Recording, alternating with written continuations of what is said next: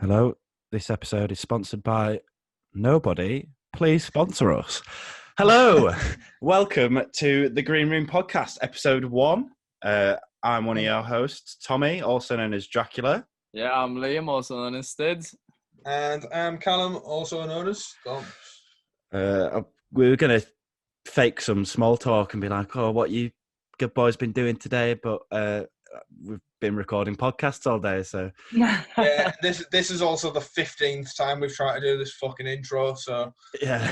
So Yeah, you'll notice we are wearing different clothes to what you'll see in the next bit. That's because we're wearing the same clothes that we'll be wearing in next week's podcast, because we're recording that today, like a bunch of fucking idiots. Oh, well. So, No, it's not like we didn't try, man. We must have spent, how many hours would we have spent last night, so Sunday night? How long would we have spent on our computers yesterday? Maybe I'd say 4, 5 hours minimum. Oh, fucking nothing, that. Oh, my camera's just died. Oh, for fuck's it's sake. all going very well. Just put your webcam on. It's fine. Oh, It's frozen in such a horrible place as well. we'll stick with it. We'll stick with it. I'm not doing this again. This is the third time. No, it's fine, it's fine. We're golden. I can't see you at all. Well, there we are. That's some lovely quality there, guys. Hello there. So, anyways, with episode 1, special guest Sota, jump up extraordinaire. But first, we thought we'd just give you a little rundown of what tunes we've been vibing to at the minute. Just a little like tune of the week type deal. A little bit of what our tastes are, etc. What we feeling, what we enjoying. So go on, Stidz, you go first. Go on. I feel sorry for you. All right. I've been listening to a lot of not my usual kind of music. So now I've been listening to just kind of uplifting tones and whatnot. Heaven Falls by Surfaces, Sunday Best by Surfaces, that kind of vibe. I don't know why. I've just kind of changed from listening to jungle and whatnot every day to now listening to songs about heaven and that kind of shit. I'm fucking an atheist, but it is what it is. Stops. Is that me? Is it me? Oh, am I going? Is it my turn? It's your turn. I've been listening to Lynx by Chameleon because it's a classic jungle banger, and for me, it just embodies that mid-90s fucking zen of the jungle sound. It's beautiful. So I've just been rinsing that on repeat because I'm like I'm sure many other people do. I go through phases where I play the same tune 6,000 times a day. Yeah. And I've been listening to a UKG artist called Weagle, has just sort of come out of a hiatus sort of thing. He's not released any tunes for a few months, and he's just released a new EP called With the Rough and the Smooth. And the first track on that's called Fort. It's a proper like wobbly like 4x4 banger. It's class. It's proper class. I've just shown it to these boys. They've rated it. We'll put links to it in the description if you're on YouTube. Yeah. I think you can do it on the Spotify and everything as well. We don't know what the fuck we're doing. Yeah, we haven't a fucking clue, but it's coming together. I mean, we've filmed a couple of episodes now, and we like the content, so yeah. We don't give a fuck. You guys do. Yeah, I mean, you might tell us to fuck off and literally never listen to us ever again, but fucking who knows? We'll find out. But for now, we spoke to Sota, Tom, jump up producer, signed to Deep Down. No, fuck. What? Deep Down? Low Down? Well, low down. He's not signed to Deep Down Low. He's signed to Low Down Deep. Fucking hell. I do know this. Everyone know. I do know this. But yeah, a really good conversation. We talk about, how he got into producing. We talk about impact COVID's had on his productivity. Bunch of stuff. Shoe size. Yeah. My lights have just decided to die now. So for the remainder, for the remainder of season 1, this is the kind of professionalism and clarity you can expect from the podcast. Oh yes. We have had a bit of an upgrade. The sound quality, it might not be on this bit to be fair, but hopefully in the episode it might be slightly better, at least for me, because I've got a new microphone. The camera, I'm not sure. We're still using Zoom. We're still waiting. It's a bit crap, but I've got like a nice little DSLR. Like, Look at Um, that. My camera that just died is is fantastic, but you'll see that later on. yeah, I'm waiting on a new SD card for my camera. So, well, I'll tell you what. You'll see it right now. Let's get into it, shall we? Episode Enjoy. 1. Enjoy. Yeah. peace out.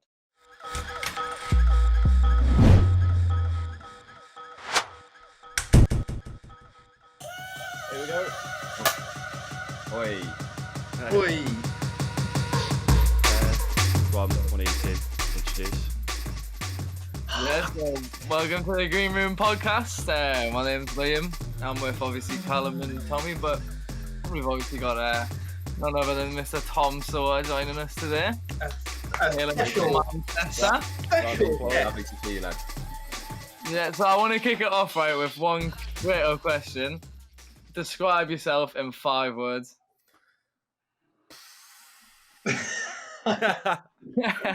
Starting off nice and easy for you. Yeah, that's easy, isn't it? I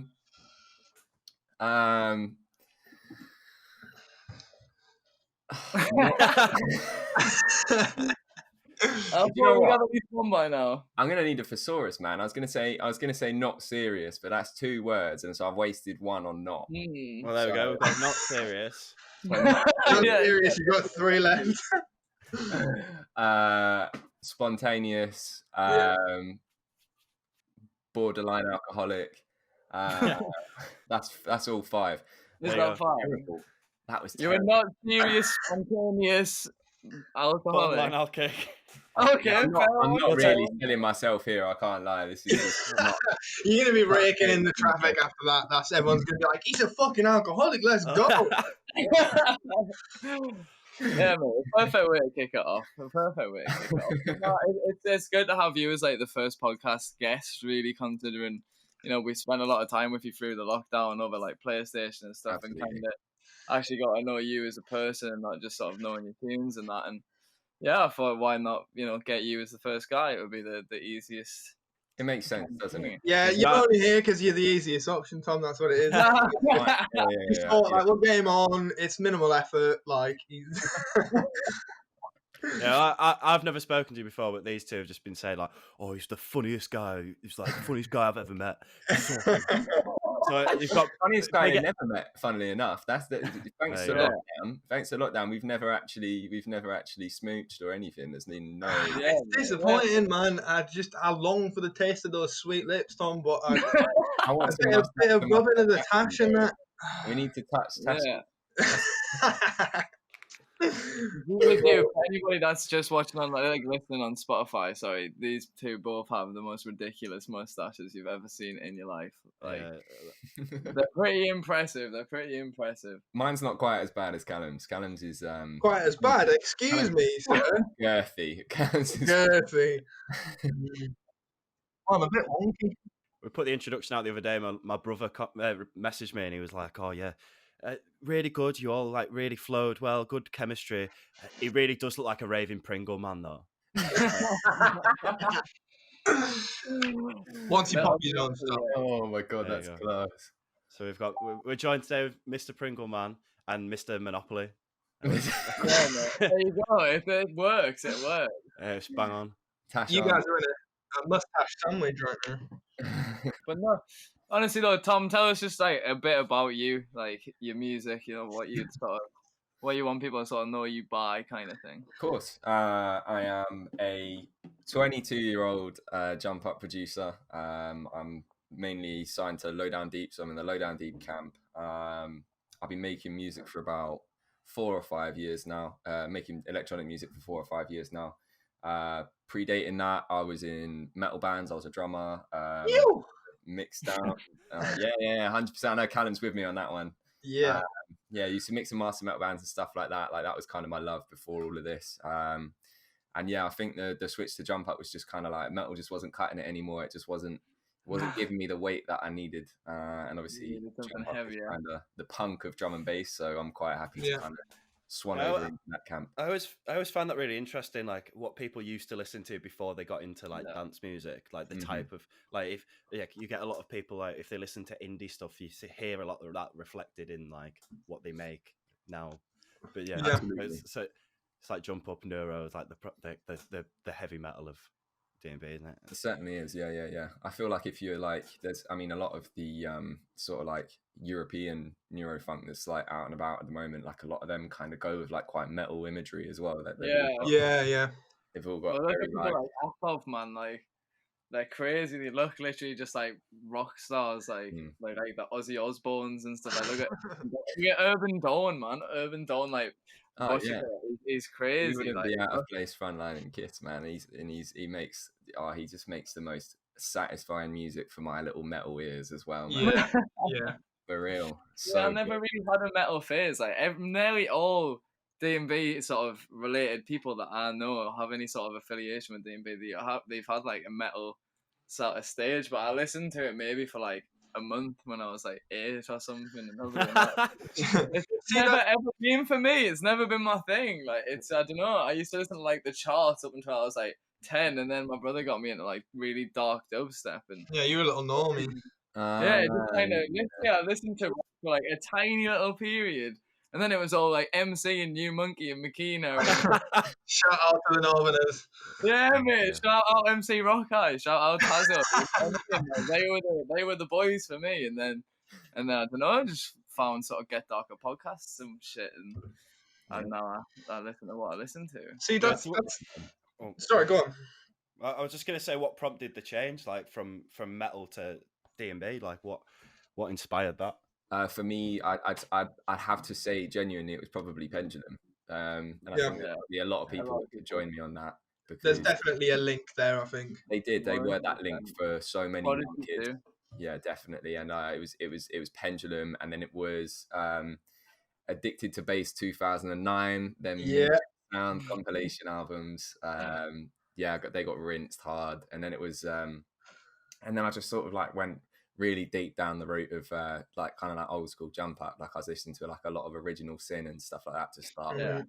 It was a lot of the like really, really like rolling aggressive stuff, like, and then it was Paxo and Pleasure and Origin and all of these sort of like original sort of like the Knights of the Round Table of jump up, and then it just flowed from there.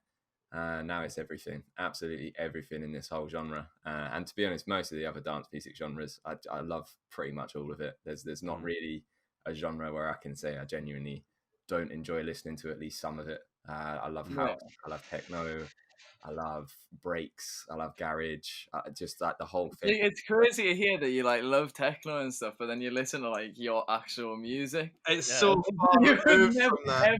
ever think it. You would never think it. Behind closed doors, bro. Do you know what I mean? Like, there's plenty of stuff on my hard drive that I've been making that ain't really as aggressive and loud, but it's just like that's my brand. That's what I want to push, and that's what I feel the most connected to. So it would be stupid to try and diversify too soon. So would you say that's something you like putting into your music, is like your flair and your kind of personality? Yeah, definitely. I think if you're not doing that, then there's not much point in making music. Yeah, I would have to agree on that. I think if you're not pushing your personality and like that's not what comes out first and foremost in your music, and it sounds like everyone else, then what's the fucking point of doing it? Do you know what I mean? It's at the end of the day, it's like obviously it's music is an art is subjective. It's supposed to represent you. People can see it how they want, but like it's supposed to be an extension of yourself, isn't it? So like if you're not doing that, then for sure. I don't see how you get the gratification out of it if you don't you don't do that yourself, you know. No, it needs to be personal, like definitely. I think there is sort of like a fine line, especially when we're making the kind of music that we are, where it's sort of like really aggressive and kind of club ready. You tend to think about it perhaps less than a singer-songwriter would in terms of how personal it is, but I just think that the flares are still there. They just kind of present themselves slightly differently. I think like for me personally, it's all of these little vocal shouts and these little A's and a little beat here and there, and it's just because that stuff gets me excited. So I think you go about like chasing it in a different way when you're producing drum and bass as well, don't you? Like say for instance, if you're a singer-songwriter, like you're writing lyrics or you're writing chord progressions that reflect you, but like even if you're a producer that has no idea what you're doing, like musically, you're not, classically trained, you have things that sound correct to your ears, and those things like are the things that go into your track and become like synonymous with your sound, and that's kind of how it builds, isn't it? Like, Absolutely. Yeah, Yeah. definitely, 100%. I suppose it does help make you sort of realize, who's made what tune. Like you can kind of always tell when it's a Sota tune. You can kind of always tell when it's a Stompz tune, and that's because you kind of identify with that music, and that's because it's a personality like enthused thing. Mhm. Yeah. You know what I mean? Definitely. Yeah, people having their own sound. Like, I always find it really interesting when you listen to like collabs, and you can so clearly hear like the different elements of each person's Aye. production. Mhm. I love sure. that. Yeah. I For love sure. No, I that. agree. So, I agree. it excites you when you first get. I mean, for me personally, when I was like kind of first getting into bass music, and you start to listen to these different producers. For me, I like getting into Jump Up. Upgrade was the guy for that. Like Upgrade was Yeah. the guy that Yeah. he had Yeah. such a footprint like on every track that he was involved in. And I think it's so cool when you are able to pick out those things, especially once you've like started to get into the genre for like a year or so, and it starts to become easier for your ears to do that. But Yeah. it's why I think we should keep the sort of same room collabs alive, man. I'm really not a fan that much personally in my workflow of get set like sounds from other producers, and they're like, put them in a tune and we can have a collab, and it's like it just doesn't feel like a collab to me. I like. No, well, I know this firsthand because I've tried to be like, when are we gonna get a tune done? And you've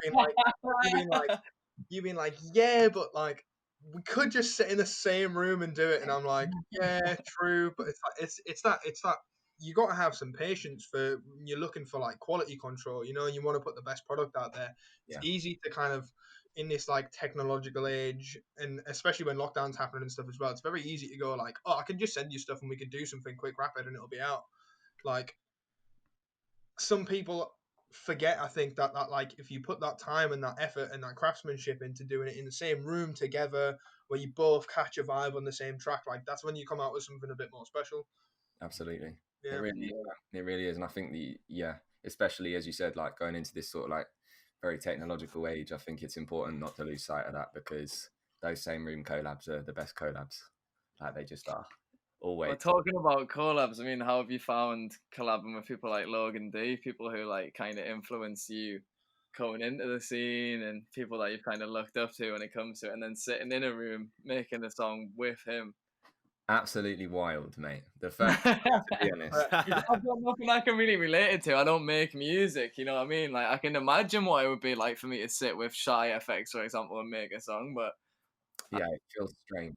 It feels strange. You kind of feel like, I mean, leading up to that first collab that me and Danny did together, we kind of like, we spoke about it for a while. We knew that we wanted to do it. I'd met him a few times sort of at raves and stuff. Like if he was playing in Manchester, I'd go and hang out with him and see what's going on, and kind of like get that link sorted. And then when I did eventually go down, leading up to it, the answer to your question is just insurmountable pressure. Like I was just like, I can imagine like that. pressure to perform, bro. Do you know what I mean? Like, Yeah, because I think It's pretty intense. you want to bring, if you're traveling somewhere or you're going somewhere to make music with a person, you want to bring your A game anyway, really, don't you? You want to be like, right, I want to turn it up and we'll get a flow done and we'll get a few ideas out and we'll see what happens. But absolutely. like when the pressure's on, especially when it's someone that you've idolized or looked up to, or whose music you enjoy, like that pressure's tenfold, because you just like, I need to fucking turn up and do something that we're both gonna vibe on. And you worry about that person not enjoying what you're doing, or what, like, even if they fucking ask you to do it, it's just there subconsciously, Yeah, and you can't get rid of it until it Yeah. happens. And then once it happens, you realize that that person is just another person that also makes music. And now, every time I go down to Danny's to make some music with him, I kind of just come with my laptop, and I don't really do like crazy amounts to prepare like I did for the first time, because I know that like if we're going to catch a vibe, we'll still catch a vibe, and that's fine. And I think that the pressure is unnecessary but unavoidable, I think is the best way to put it. How did that relationship kick off anyways in the first place? Like how did you end up getting signed by them? Cool. So I was on a night out. I was in Junkyard Golf actually in Manchester. So I've been playing some crazy golf and drinking some shots. I was feeling quite fruity, enjoying my life, and basically it was Vital. So big ups to Vital, man. I'll never stop mentioning his name because without him, I kind of wouldn't be where I am right now. But I sent him some new music. I think I sent him Frontin and One and another track. And he said, these bits are insane. Like, you need to get these over to Logan. That needs to happen. And I was just like, cool. Yeah. I mean, I could. It's not something I've ever considered. You know what I mean? Like, up until that point when none of that has happened, you kind of don't assume you're good enough yet. You just think that's the thing. And he gave me his email address and he said, look, I put in a word, send it right now. He'll listen to it now. And I was like, okay, cool. And so I sent it, like, bearing in mind, I'm still on this night out, sent it on my phone. And he instantly got back to me in about sort of 2 or 3 minutes. The email that he sent back was, what's your number? And I was just like, well, yeah. Put my number in the email and I said, like, yeah, cool, that's my number, like, give me a shout. And I got a voice note on WhatsApp which basically was saying, yeah, these tunes are sick, I'd love to sign them, have you got anything else, are you free for a call? And I was just like, look, mate, I'll be honest, like, I'm out, I'm a little bit smashed. I give you a call tomorrow because this is quite an important moment for me and I kind of don't want to just be on the go, oh my god, Logan. We all know that feeling. We got in touch the next day and he said, these two are for Low Down Deep, these are amazing, just send me over anything else you've got, anything unreleased, anything, just fire it all over and we'll have a chat. And then it kind of just went from there. That's sick. That's sick. Yeah, it was great. It was a good day. I mean, your rise has been pretty steep, pretty quick. Like, it's been quite meteoric, hasn't it? I was gonna say, so from that, how have you found that relationship forming and kind of working with Logan regularly? How has that impacted your career as a whole? How do you find that kind of? For me, it's given me the backbone in terms of the sense that it's like giving me someone to answer to. Like, I think it's really kind of important to be in a camp, even if you're not, like, I mean, I'm no longer, I'm not exclusively signed. I don't have any obligation to do anything, but because of the relationship that me and Logan have, I'm constantly sending him music and I'm constantly saying, this is for you, this is for you, this is for you. And I think having a relationship as a young producer with someone that's like older and has kind of been through the scene a little bit longer and has kind of like run through the motions and knows how everything ticks over is really important. Crucial. It's crucial. I don't think you can, I mean, you can make it as a young producer without doing that, but I think that the kind of fame that you'll enjoy and your rise to fame or whatever you want to call it, I feel like it's not as organic and it's not giving as much love to the roots of the genre that you're in if you're not doing that. And that sounds like a kind of boomer thing to say, but you know what I mean? It's a very long-standing genre, and in comparing to kind of like our lives, because a lot of the new producers are very young, comparing to the way how long our lives have been around and how long this genre's been around, like, I think it's just important to know how things work from the ground up and know how things have worked in the past. I would agree. I think for us, like, obviously you came through at a kind of similar time to me, and our generation always come through, like, it's the whole SoundCloud age, isn't it? Like, we all came through from SoundCloud. Like, we were listening to stuff and reposting stuff and posting our clips and sending them to other people, and labels were keeping an eye out, and that was how everyone was promoting and stuff. And I think it's when you've come up that way, like, solely online, and you've used like SoundCloud, Facebook and Instagram to boost yourself to this point, it's very easy to lose sight of, like, why the Donnies that have inspired us so much to do what we're doing have, like, started doing it in the first place, which is why I think, like, it is definitely crucial to be working with those artists that have been through the motions and know what they're doing and stuff, it kind of, I find you can see who's had that, like, that mentor. Do you know what I mean? You can just see it, like, the way people conduct themselves and the way people promote themselves, and it's really important, I think, for, like, a professional to come across as professional. I've definitely found that in my, like, stuff as well. 100%, man. I'm going to pick up on the word that you said, conduct yourself there. that's possibly the most important part of it, is because it teaches you respect, man.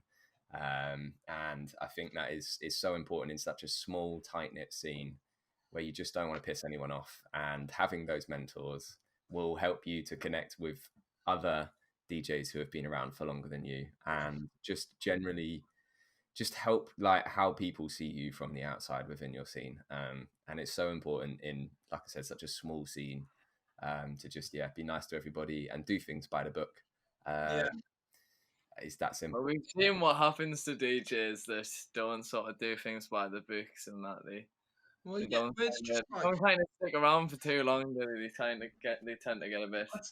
Even if they do, like it definitely makes the ride a lot tougher for them. Like artists that are jacking other artists' styles, or being really lazy with their sampling, or kind of, I don't know, dodgy with turning up to gigs, or saying they'll sign a tune here and then they sign it over here. Like, it's not, you're not going to get fucked, and no one's going to, like, no one's going to be, people are going to be pissed, no one's going to be super mad, but it's just, it doesn't look good. And, like, if you don't conduct yourself in the right way, you're going to drop off and people aren't going to want to work with you, and it'll be, like, a steady decline. That's why you've got to, like, it's like you're saying, in a scene like this that's so tightly knit and everyone knows each other, everyone communicates with each other, we all know each other reasonably well.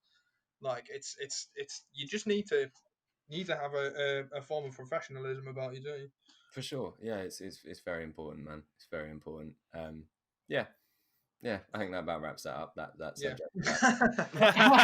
We're just like, it's important. It's really important, but it is definitely. Nah, even working with artists, you can kind of see the different kind of tiers to the professionalism of people and that, and it's just nice working with artists who know the crack, who aren't little dickheads, who aren't prima donnas, don't think they're fucking it. Like, it's just nice to have someone who comes up, does their job, like, knows what they're doing, and kind of, is respectful of the whole kind of trade in itself, rather than just like it's all sort of. You just have to remember that even if you are the biggest artist in drum and bass, you're still just the biggest artist in drum and bass. So.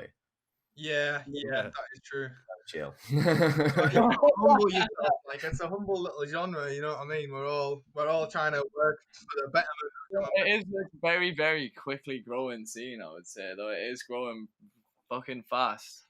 Absolutely. That and garage, they're pushing it. They're coming quickly.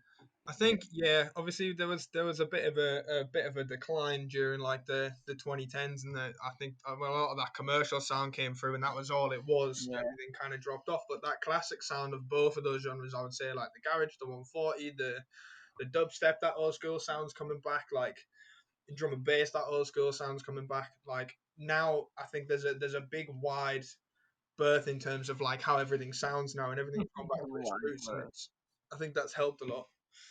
Absolutely, yeah. It's I think it's going to get bigger and bigger, man. And we've all kind of got to be ready for that. But it's exciting, man. It's scary, man. My fucking bank balance is sick, man. People are already expensive enough. The bigger they fucking get, it's just going to cost more goes on. It's like, how man? It's going to get hard for promoters. 500 quid an artist's cushy, you know what I mean? That's not too much. I'm happy with that, but. You're talking, some people get $5,000 plus in that. It's like, you gotta make those papes, man. We're only up in Newcastle. It's just, you know what I mean? There's only Digi where we can put shit like that on. We've got nothing up here. As a promoter, then, do you think that, like, there's a discussion that needs to be had about fees, or because I'd be interested. I wouldn't say. Oh, he's interviewing us now. I want to know. No, I wouldn't really say that that's because obviously everyone's got worth. You know what I mean? If that's your worth, that's what you've worked and put the fucking graft in to get to.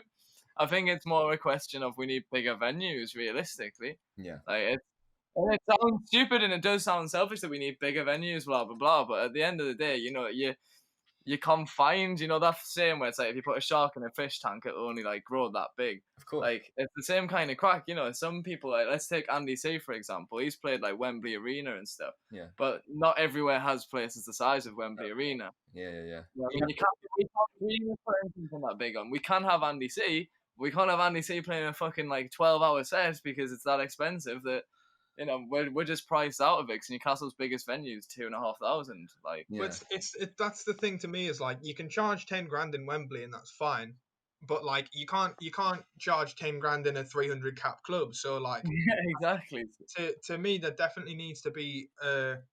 I don't know if it's necessary, but I think there should definitely be a little bit of consideration from maybe managers and agents that like, all right, we're playing a 300 cap club, we should maybe bring the fee down a little bit. You know what I mean? Like just consider. Definitely. Defo I've bring been the in fees. conversations. Sorry, mate. I've been in conversations where I've said, right, I've got a 350 cap venue here.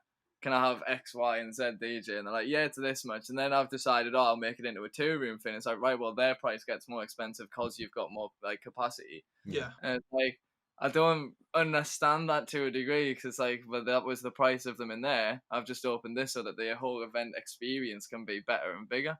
Yeah. Like, Yeah. you know what I mean? I'm not making any more money by opening another room because I've also got to put on more artists in that room. So I've then got to lay out more money, and you've got the hire for the room and stuff. So, you know, I don't think it's a conversation that needs to be had, but it's something that people do kind of need to be mindful of is, you know, the pricing and the venues that are actually available to people like this, because we couldn't put them on in a 20,000 seater like the Metro Radio Arena because it wouldn't fill, and the arena itself's expensive as fuck. I just think all I think is that there needs to be some level of like consideration and compromise between artists, promoters, and agents and managers. Like everyone kind of needs to work together to make everything float, especially in a time like now where everything's so brittle and could just crash so easily. Like we all need to be kind of pulling each other through. Well, I can appreciate why people would think fees will go up off the back of COVID, but at the same time, everybody's took a hit, so the fees and stuff should be a bit lower, in my opinion. Same with venue hiring fees and stuff. Like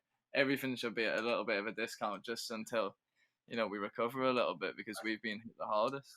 I don't know. I think that the way I've seen it, I don't know about you, Tom. The way I've seen it is like it's like there's been a pause button. Do you know what I mean? Like when we come back, the way I've kind of thought of like it's probably just going to come back exactly how it was. The clubs will open back up. Everyone's fees will be the same. Everyone will be working to do all the gigs that they didn't have. So those fees are going to remain the same for all the gigs that have been postponed. Like I know I've had shows postponed. I imagine you have as well, Tom. Like those fees aren't going to change. So the work comes back kind of how it was before lockdown. So I feel like it's probably just going to be like a hard reset where it was. Yeah. So going on what we were talking about just a minute ago, talk about some of your gigs, like what's some of your favorite sets that you've ever done? Yeah, 2 points. What are some of your favorites that you have done, and any funny stories or anecdotes you've got from those? Yeah, green room stories. We need some green room stories. That's what we need. Green room stories. And, that's the whole point of the podcast, isn't it? Yeah, I was going to pull out a few of those. Yeah, all right, no problem. So I actually haven't played that many sets. I think I played a lot less sets than people would potentially realise. My kind of career kicked off from a production standpoint, where I think like a lot of other kind of some of the people coming through have like started off by being like a local DJ, by going and running sort of like residency nights and stuff like that, and then realising that they need to produce as well. Yeah. Mine very much started from my bedroom, like very much. And for my first set, I had to learn how to DJ to play my first set, which was extremely stressful, and it was not as easy as I thought it was going to be. We're good now. Just putting that out. I am now worth the money, but I wasn't. So I've had some pretty. I've had a few really exciting gigs. My favourite that I've done was in Germany. Still after it's been 2 years now, I think, where I played this place in Germany called Casablanca in Jena, which is like quite a small town. I couldn't tell you where it is in Germany. I'm not really a Germany expert, but I sort of arrived in Berlin and had to get on a train for about sort of like 3.5, 4 hours. So it was way out. Yeah.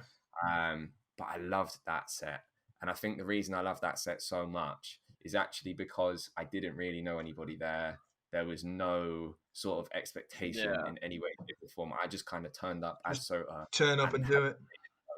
And it was an 1.5-hour set.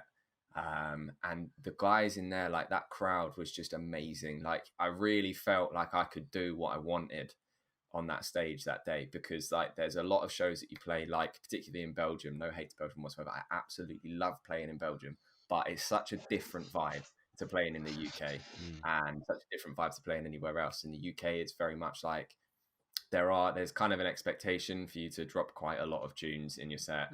Like you kind of expected to play like some pretty quick mixes. You kind of expected to pull out the bangers from like quite a lot.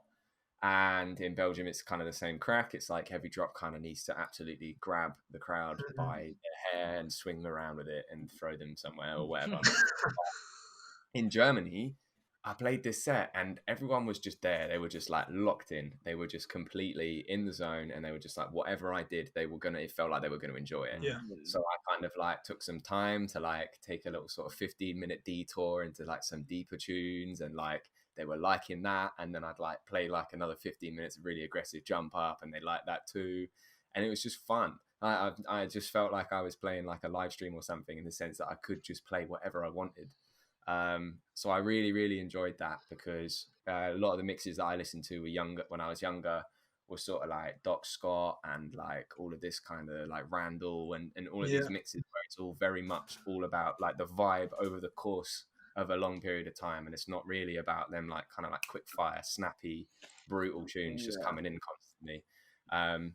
Which I still love that style of mixing, and it's still something that I probably will continue to do, but it was nice to kind of like slow down for a second, kind of do whatever I wanted. So what would you say your style of mixing is? Like, say I'd never seen a sort of set, never really heard much of you, and you came to Newcastle it's the fucking first night after the fucking COVID fucks off forever, and you're playing in Newcastle. What are people expecting to see? What are they going to hear from you? An hour of balls to the wall jump up. Yeah. You don't need any further explanation. That is it. Nah, no fucking about. Just straight up jump up. Yeah. And like, I love, my favorite thing to do at the moment is like double dropping deep tunes with jump up tunes, man. Like when you get like a little skeptical tune underneath like a jump up melody after 15 bars. No, we're talking. Good. It just sounds Tom's really nipples good. just went hard when you said that. Oh, mate, it does sound great. I don't think it's something that people do enough as well. I feel like jump up sets and like other sets are kind of very like, they're very far apart from each other. But I think mixing the two is the way to go, man. Especially in this kind of like age of drum and bass at the moment, where everything's kind of, I mean, we've had the roller sound has been extremely prominent for obviously the last 2.5, 3 years now. And I think we're kind of in a little bit of a limbo period now, where no one quite knows what everyone wants to listen to. Especially now we've had the lockdown as well. Like, the clubs could come back and everyone could just want to listen to Rick Astley, bro. Like, you don't know, do you? See, nobody knows what's next. Like it could go any direction. Like obviously we've seen it go through these phases before. Jump up was big for a while, and then the neuro and the tech, like all of the kind of like critical were dominating for a long time. And you had like obviously all like I remember when Liquid was like a huge back in the day when Netsky was the guy, like Liquidity were like one of the dominant forces, but now we've come over and it's like all the dance floor stuff's really, really prominent, and like Souped Up are a powerhouse now. Hospital are putting stuff out of that style. Like it definitely goes through phases, and I think everyone's a little bit unsure of what's going to be next, and who's going to be the next, like who's going to be in charge for the next couple of years. I mean, I'd like to think that when the raves come back, everyone's just going to want extremely aggressive music, because we're going to want to be so, back at the raves, and I just want them to be absolutely nuts. Yeah. I'm highly biased. I've got a couple of names that I want to get like it's fucking. I just wanted to be fully, literally, like you said, your sets are going to be. I just want full balls to the wall events. Like, I just want fucking everybody there, like every man in this club, like just non-stop aggression. Full steam ahead. Well, I think moving forward from that, I guess this is kind of not just for you, Tom, but for everyone. What's everyone's expectations? How are we all feeling? How do we think it's going to be when lockdown's done? Because I'm very unsure. I don't know. In what sense? What do you mean? Like, do we think it's gonna just bam straight? We're back at it. All the clubs are full. Everything's selling out rapid. Or like the vibes on. I think the vibe's definitely gonna be on. But I don't know. It's because there's so many elements at play. Like some people, some producers and artists and stuff haven't really been in a very good frame of mind over the lockdown period due to a lack of work. but the music's kind of been there. I know a lot of people. I don't know if you found it, Tom, but I've made a lot of music over the past few months that I probably wouldn't have made if I wasn't in lockdown. I know a lot of other people have been the same, so I don't know if that drive for people are going to lose that drive for tunes and concentrate back more on the gigs again and more on the dance floor and like let's do this and business. Where I think the creativity of the music's been the forefront for the past few months, and I think we might lose a bit of that. I think as soon as you get back, man, like I know for a fact that as soon as I'm like literally sat outside a venue and I can hear outside it, I'm literally going to be like, yes, I'm going to get home today and I'm going to make the biggest tune of my life. I cannot say anything else. I just know that that's going to be the case. Yeah, like, it's going to be literally, it's going to be everything is going to fucking sell out. Like, it doesn't matter who you put. I would just like to point out that I was entirely playing devil's advocate there, and as soon as I have had 2 drinks and I get back to a club, I'm gonna be fucking let's go. It's gonna be so much fun, man. Yeah, it's getting fucking sent. Yeah. When you get down on stage and pick up some people, throw them around. Do you know what I mean? So, yeah. Go to the bar, jump over it, stuff my drinks tokens in the bartender's mouth. I honestly, DJs and that, like, I just want to be doing doing naughty things in a green room in a club that I've been to once before. Yeah, I don't know, like. Well, last time I was in a green room with you two, there was fucking throwing grapes around. That was Flavor D and Ira, wasn't it? Yeah. In the back room of Digital, just fucking throwing grapes into his mouth and spitting them into his mouth. That was me, Charlie, and PB, I believe. Shout out the boys. Yeah. With one grape between us in our mouths, going. I think this is Rona, by the way. We'll attach some footage to the video of this. I was going to say, I'm pretty sure there's a video of you spitting him into PB's mouth and back, and it just me stood in the middle and just doing him over the top of my head. Literally, we'll get that footage. We'll put that on this. So a bit bonus clip at the end. I want to be involved in the grape championships when we come back to the raves, man. Oh, you're gonna get slew in the grape championships.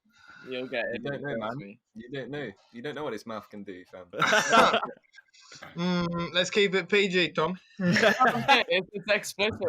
Let's delve deeper. Go more. Oh, yeah. No, it's gonna be crazy when everyone can just sort of link back up and. Man. Like, I just miss everybody. It's I know. Just hope it's sooner rather than later, really. But it's looking promising at the minute. With it is, man. I'll drink this vaccine, mate. I'll crush it up and stick a line. I'll honestly put it in my anus if it means I don't Yeah, 100%. Yeah, 100%. Yeah. He's not a little bit precautious about it though. Obviously, if you look at like thalidomide and what that did and stuff, like it could be fucked, man. We could end up fucked. We could end up looking like octopuses or something. You know what? Like we could give birth to octopus. If you enable me to work, bro. Yeah, I don't really. Like it's one of those. Like I'd rather have a third leg and be a drum and bass DJ than. I was saying that grow a third arm and then you can got another hand to move your deck with. You've sorted. Mate, then I'll be on 12 decks. Yeah, that would be. Best DJ, I'm coming for that, man. When I got 3 arms, sorted. Vaccine's actually going to really help the music industry in more ways than one. I think the radiation sickness might not be enjoyable, but like you've got at least like 6 months of 12 deck spinning. Yeah. I always feel like I've got radiation sickness the day after a rave anyway, so fucking bring it on. If you do the maths there with like half a year but 3 arms, you could do the same career time in about 6 months. Yeah, do you know what I mean? You're bashing right through. Yeah. Nah, it'd be sick, man. Just literally get loads of vaccines and fucking look like Machamp from Pokemon. So I'm gonna be like fucking this mad DJ thing. Shut up, Stid, you crack shit. Stomp your head, pink. So. That was a weak ass part, man. Next question. So yeah, Tom, I see you've got lots of shoes in the background. How many pairs of trainers would you say you've got? That was a good detour. That was a good detour. After I cracked my first laugh of the podcast and someone took the piss out of you, it's a brave move. But yeah, no, we can talk about the crep. That's Yeah, how many have we got? Come on. Mate, do you know what? I don't actually have that many shoes anymore. Good story. So when I was, maybe like 2-3 years ago, I had 14 pairs. 14 was my peak. That was a peak of my sort of sneaker obsession. And then I went from size 11 to size 12 at the age of like 19, which I didn't think was possible. I didn't think you could change shoe size after you sort of like finish being 16 or whatever. But apparently you can. So I grew a whole shoe size, and virtually overnight, none of the pairs of shoes that I owned fit me anymore, including like rarities from like 2013, like the Supreme Air Max 98s from whenever the hell they came out, the snakeskin ones, the whole collection. So what's your favorite item of clothing that you own? What's your number one? Right now, is the Patter overhead shirt with the barbed wire on it, man. That is okay. a piece and a half. Okay, dripping, mate. For sure. That with the mustache, man. Fucking hell. What in the world? This is what I mean. Get back. A mustache amplifies the style points of the fit by at least 10. At least 20, to be fair, bro. Yeah, man. I think we might be a little bit biased being Tash Gang here, but the Tash was an accident, man. That's the thing. Like in first lockdown, I just let my facial hair do its thing. I was like intrigued as to how much coverage I could actually achieve. And is that all you got? And pretty much everything just looked kind of prepubescent other than the top lip. So I was like, top lip it is. And then let it grow out, and now we have this thick boy. But I still have to trim him, man. I see you've got yours over the lip, and I couldn't hack that. See, I'm not quite over the lip. It needs a little. It's too close to the lip, though. I'm not gonna lie. That's a spooky task, man. It looks sick, but I just couldn't live with it. I don't think. Honestly, it doesn't get in the way that much. It's not as irritating as you would think it is. So, yeah, I'd like to ask you what interesting and wonderful projects you've got coming up. Oh, mate, do you know what? I knew this is going to come up, and it's so difficult right now because I've got an absolutely like otherworldly project that I'm working on that I am forbidden to speak any words. But you can't tell us about it. Of course you can't. Yeah, so especially on the internet. Unfortunately, the biggest one I can't talk about. Other than that, yeah, still not a great deal I can say, but I can kind of nudge you in the directions. I mean, I've got some collabs I'm working on with some producers that I would absolutely, I've spent the last 5 to 6 years loving to want to produce with. I've kind of been humbled over lockdown because I've had a lot of producers reach out to me that I never thought would reach out to me saying my tunes are sick. People like Sub-Zero and stuff like that. I never thought that these producers would be coming to me and asking for these things. I'm also doing a rework of 2020 rework of possibly one of the biggest Low Down Deep tunes of all time. Which again, absolutely throw away the key. But yeah. All I can say is come and see me in the rave in 2021, and my USB is going to be absolutely stacked with. Nice. Hopefully my stamp on the jump up scene, man. Like I feel like that's what I've been able to do over lockdown is kind of sit back, assess like what I'm actually bringing to the table here in the scene as a whole, and kind of like really, really buckle down on it. And obviously with the help of Logan, we've managed to come up with some serious projects. So yeah, man, it's all kicking off. That's the thing, man. It was mad to like see your work rate through the lockdown. Like some of the producers that I know like barely even touched anything, like barely did anything, and then people like you and Callum made so much. But like, what else? What was it like? Kind of like through the lockdown, though. Like, how do you sort of keep, other than obviously speaking to me and Callum and how amazing we are, keeping you? Like, what else? What else were you doing that was kind of keeping the sort of the motivation there through the lockdown?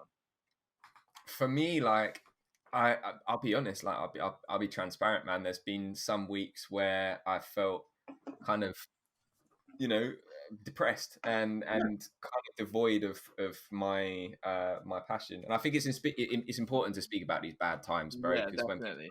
Oh yeah. podcasts and all this kind of stuff, they're always like, "Oh yeah, everything's fucking great. I love my life." No, we wanted to move on to that anyway.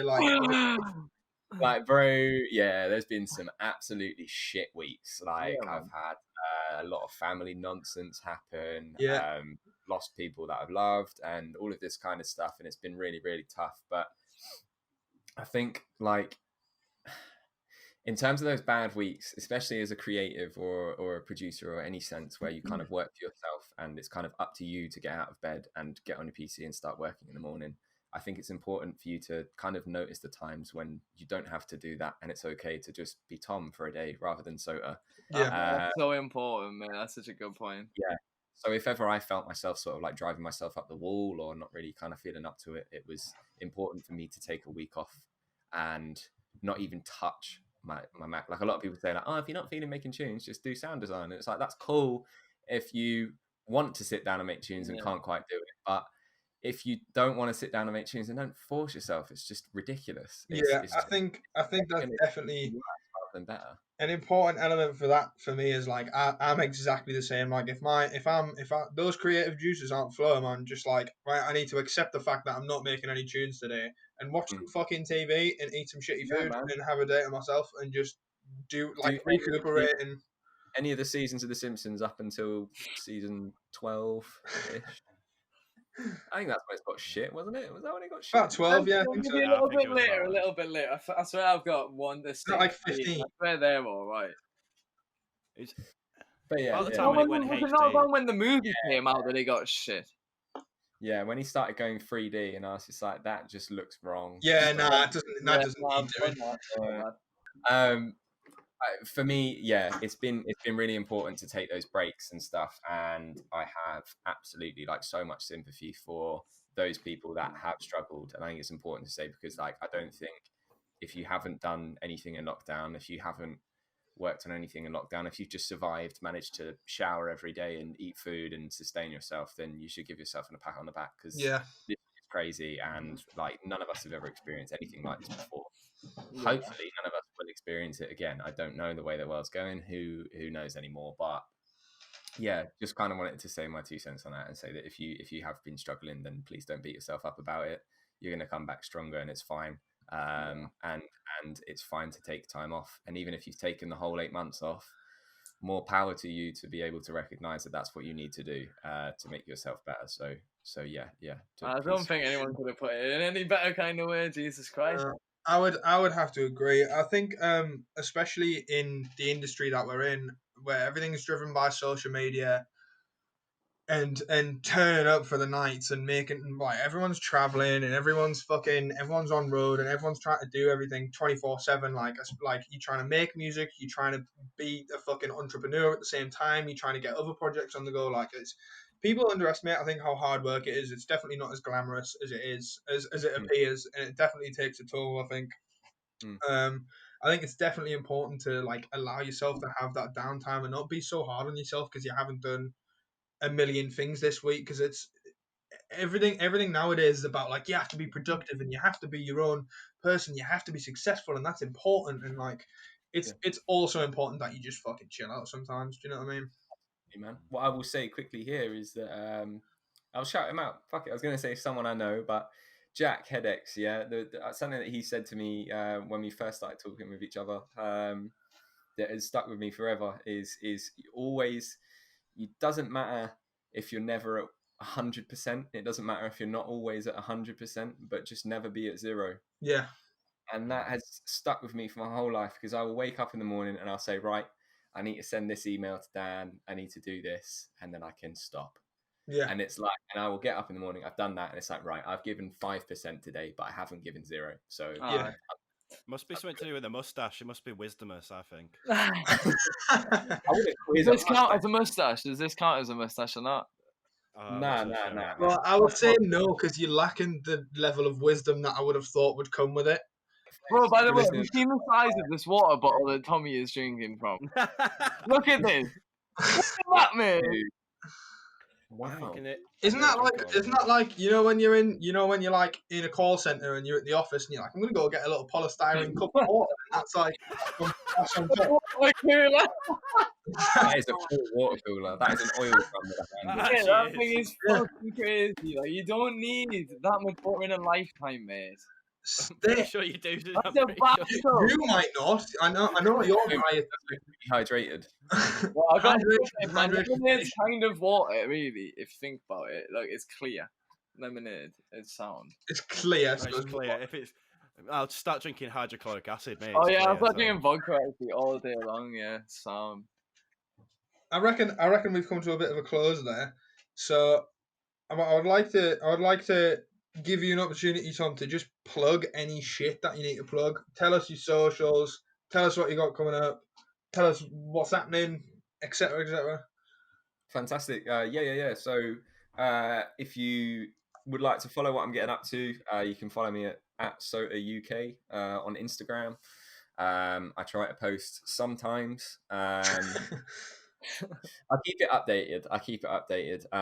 I have like a really, really nice community on Instagram that I'm incredibly proud of. I respond to every single DM I get. There's a lot of people on there that I could almost call friends rather than fans. And I really, really appreciate the interaction I get on there. So if you would like to get in touch, then that is the way to do it. I will respond always.